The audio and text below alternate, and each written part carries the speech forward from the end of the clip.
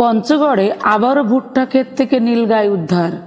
আপনারা দেখছেন সমাজের চিত্র টিভি সংবাদ। পঞ্চগড় থেকে তোতামিয়ার পাঠানো ভিডিও তথ্যচিত্র দেখুন বিস্তারিত।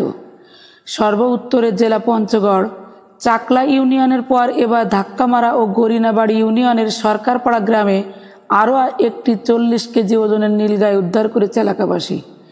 এ সময় বিরল প্রজাতির নীলগাইটি দেখার জন্য ছুটে আসে এলাকাবাসী। স্থানীয় সূত্রে জানা যায়, মাঠে মরিচ তুলতে গিয়ে ভুট্টা ক্ষেতের ভিতরে এই নীলগাইটি দেখতে পায়। পরে এলাকাবাসী নীলগাইটি উদ্ধার করে এবং পঞ্চগড় বন বিভাগ কর্মকর্তাদের খবর দিলে তারা এসে ঘটনাস্থল থেকে নীলগাইটি নিয়ে আসে বন বিভাগ অফিসে।